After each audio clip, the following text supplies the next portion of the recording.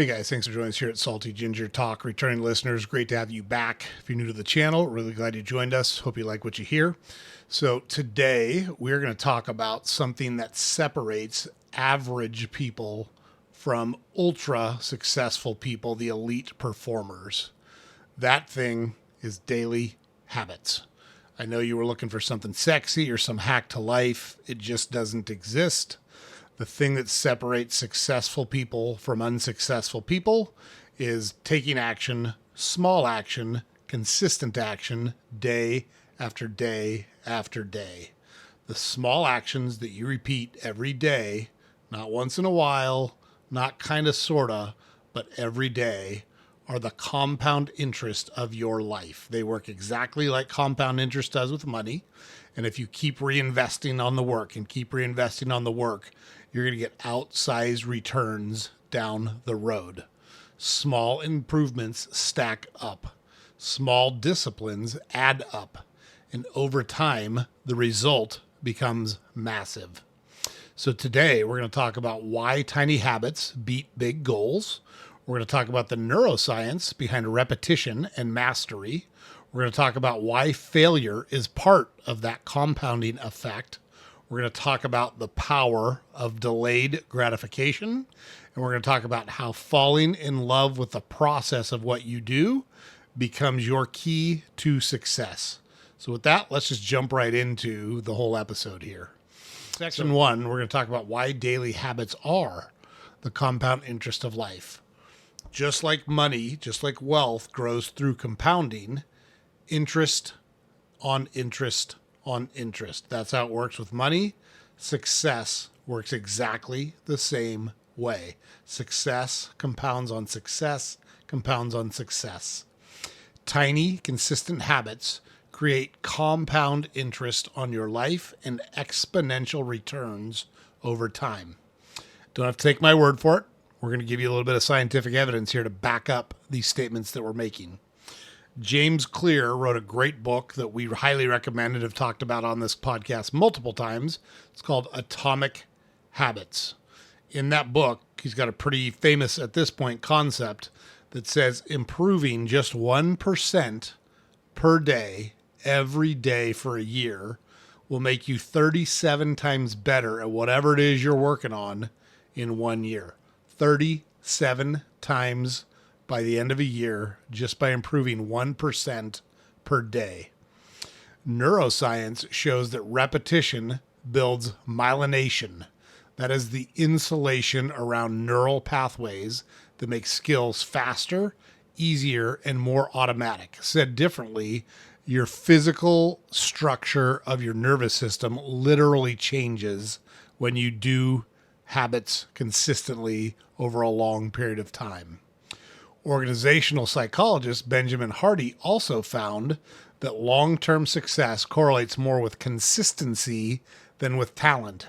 So you weren't just naturally born good at math. You weren't just naturally born good at a sport. You weren't just naturally born good at playing an instrument. You build those skills over long periods of time through consistent daily action. Small wins repeatedly daily lead to huge wins down the road. Time after time after time. It's how anyone you know that's good at anything got good at it. It's really that simple. They busted their ass on a consistent basis over a long period of time, day after day after day. The wins they got each day stacked up on each other. It compounded over time, and pretty soon they became an expert at whatever it was they were working on. You can do exactly the same thing. So why don't you? Why do we struggle with small habits? Problem we have here is most people think big. We have these grandiose ideas and plans in our head. We want that big transformation quick. We want that big breakthrough fast. We want the big leap right now. The problem is our brains don't work that way, and the world doesn't generally work that way. The psychology of habit formation shows that big, drastic change actually overwhelms your amygdala, which is your fear center. It's the fight or flight center of your brain, like we've talked about before, and that triggers avoidance. So when we set a huge goal, it seems overwhelming and it scares us. And so we run away from it. We stay away from it. However, if we break that down into small habits that we know we can accomplish, that bypasses our fear center because they feel safe and doable. If you say you got to get a little bit better tomorrow, you can do that. If you say you've got to be an expert tomorrow, fear, anxiety, concern, you avoid it, you run from it, you choke. That's what causes it. It triggers your amygdala, your rational thought goes away, and you panic. The brain loves repetition and rewards consistency with dopamine, little releases of dopamine. That's the motivation chemical. We want to continuously have our brain associate those small habits with the release of dopamine, and we will start to crave them over time. Your brain wants you to win small so that eventually you will win big. That is the process to follow. So we have to change our thought process on how we approach these things. So what's one way to change our thought process? We're going to talk about that. If daily habits are compounding interest, then failure is simply market volatility, right? We're going to use the same money analogy that we've been using to think about this. Part of the journey, not a reason to quit. Any of us who've ever invested money in anything know it doesn't just go straight up forever and never go down. It's part of investing, just like it's part of trying new things and trying to get better at new things. So, studies from Stanford's Carol Dweck show that people with a growth mindset use failure as data, not a judgment on themselves. So instead of thinking of it in terms of success or failure, we're going to think about things in terms of outcomes. We took actions and we got an outcome. We're not going to judge that outcome as good or bad. Was it the outcome we wanted? Then we should repeat those actions. Was it a different outcome than we wanted? Then we should take different actions. We should learn what we can from the decisions and actions we took to try to get the outcome we want the next time we try that specific thing. Neuroscientific research shows the brain grows more from mistakes than from successes because error detection triggers stronger learning circuits.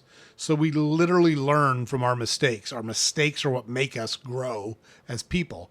If you just try something and keep winning and winning and winning and you never fail at it, you're not growing as a person. You're not actually getting better at it.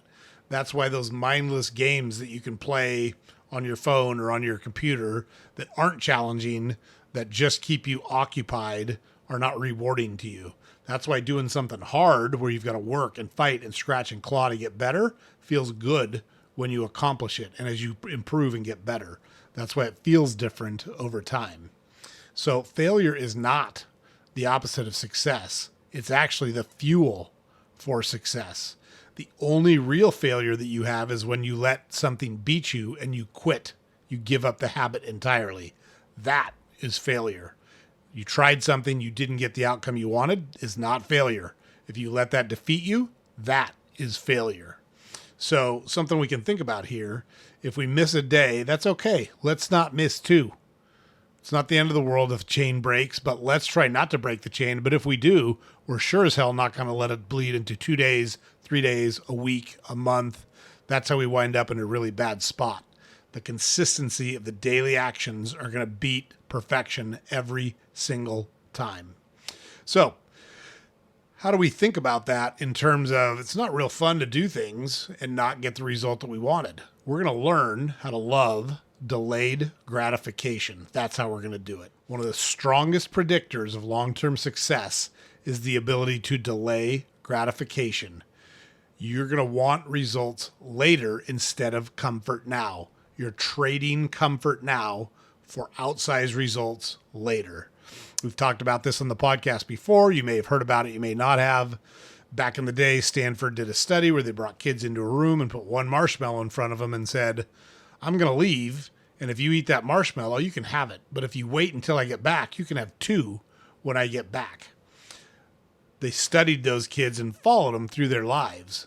And the kids who delayed gratification waited to get 2 marshmallows instead of taking one right now and giving in to their whims, to their desires, to their urges right now, had better career outcomes, had better relationships, had better health, and they earned more money. MRI studies show that delaying gratification strengthens the prefrontal cortex. That's the part of your brain that's responsible for discipline, for planning, for rationality, for problem solving. It's the antithesis of your amygdala, which is, holy shit, something's wrong. I got to react right now. We want to build our prefrontal cortex by embracing and enjoying and learning to love delayed gratification. So delayed gratification is the gateway to every meaningful goal that you have. Financial independence, fitness, mastery of a skill or an ability, your relationships, and your purpose. Learning to embrace delayed gratification will help you achieve all of those things. You don't get the reward instantly. You get it eventually, and it's outsized down the road. It feels even better when you achieve it. That only happens, though, if you're consistent. So we've got to learn to embrace delayed gratification. Trade comfort now for an outsized result down the road. How do we do that? I'm glad you asked. Here's how you do it. You fall in love with the process of earning that gratification. Most people love the idea of the result we want right now. But successful people learn to fall in love with the daily grind. That's getting the reps in. That's the boredom that goes with doing tedious, repetitious work that you know is making you better, but isn't always fun to do. The slow, steady improvement over time instead of the quantum leap right now. The days where nothing seems to change and it seems like you're banging your head against the wall and you're not making progress, even though you're making tiny little bits of progress. That grind is where greatness is built. There's neuroscience behind this too. When you focus on the process rather than the results, you activate the brain's reward pathway more often because the reward becomes the action itself. We change what the reward is instead of the outcome we're looking for to being able to go through the process. That builds sustainable habit loops that make discipline easier over time. But it's not easy to start with. You got to fight through it and grind through it. If you fall in love with the process, you'll never have to chase motivation again. This is the difference between follow your passion and fall in love with the process, and pretty soon whatever process you're following becomes your passion. Because follow your passion sounds great. If that was the truth, we'd have a world full of pirates and princesses, because that's what everybody is passionate about when they're kids, boys and girls. As you grow up, you've got to find something that you're good at, that the market will reward you for, and fall in love with the process of getting better at it. And that's how you'll get to where you want to be. And then we've got to really recognize and be cognizant of the fact that daily habits compound over time. We've got to get behind that idea. And there's little steps. Just break it down into little steps. These are powerful habits that require little energy but yield massive returns if you practice them consistently. So we've got a big long list of them here that we're going to go through. 10 minutes of reading a day. You'll get through dozens of books by the end of the year if you read 10 minutes a day. Daily journaling or reflection. 10 to 15 minutes of movement or exercise will turn into a passion for whatever movement or exercise you're doing. Practicing a particular skill for 20 minutes. Maybe it's in a sport. Maybe it's playing an instrument. Maybe it's learning a skill at work. Doesn't matter what it is. Drink water before you drink coffee. Little habit has huge results. Setting a daily intention every morning. Doing the hardest task in your day first every day. A nightly cleanup or reset routine so you're ready to attack the next day. One small act of courage per day. Plan your day that you're going into tomorrow before you go to bed so you can hit the ground running. These are all little things that don't take tons of time, but their compounding effect on your life is enormous. So we've got those up on the screen. Take a picture of it. Make notes of it. Start practicing those little habits day after day after day. You'll be shocked at how your life changes if you do those things. So we've got some action steps that we want to go over with you here to kind of tie all this stuff together so you can start taking action to make this approach the way you approach life. So our action step number one, is to pick one habit, just one. Not 5, not 10, not 3, one. One daily habit you can commit to for the next 30 days. Next, we're going to make an action step so stupid small you cannot fail. I'm going to do 5 push-ups for the next 30 days. I'm going to read at least 1 page of my book for the next 30 days. I'm going to do 3 minutes of journaling for the next 30 days. I'm going to do 2 minutes of meditation for the next 30 days. I'm going to do 1 cold exposure splash, just get in and get out for the next 30 days. Those tiny wins will build an identity for you. That identity will build consistency for you. That consistency will build momentum for you. You're not going to be motivated before you take action. You're going to take action to get motivated. And we're going to make those actions so small that we cannot help but succeed. Not the big goals. It's the tiny stuff that's going to get us where we want to go. Action step number 3 is you got to track your wins. The reason here is because your brain loves evidence. It loves proof that what you're doing is working and is worth doing. Check a box every day and watch your confidence grow. This is how Jerry Seinfeld got famous. He wrote at least 1 joke every day for years. Didn't have to be great, didn't judge it, but he was going to write at least 1 joke every day. He's a billionaire now from telling jokes. This will work on whatever habit you choose to follow it on, but you've got to do the habit every day and you want to track it. Now, let's say we live in the real world. You get sick, you travel for work, you've got a really busy social schedule, and you fall off for a day. Got it. You restart right now. Restart today. Restart immediately. Don't let it turn into a 3-day delay or a week delay or a month delay like we were talking about. We don't negotiate with ourselves. We do what we said to ourselves we were going to do. Don't negotiate. Don't spiral. Just start again. It's that simple. And then to do that, we've got to shift our mindset. Replace I need the result with I need to get the reps in. I need to do the work. Let the process be the goal, and the results will start finding you instead of you chasing the results. Okay, so daily habits are the compound interest of life. It's the name of the episode. It's the whole focus of what we're talking about today, and it's terribly important that you understand that. They don't look flashy. They don't feel dramatic, but they're the single most powerful force that you have control over. And make no mistake about it, you have control over practicing these small little habits every single day. If you can master small, consistent improvements, you can transform anything in your life. You can transform your body. You can transform your mind. You can transform your relationships. You can transform your finances. You can transform your purpose.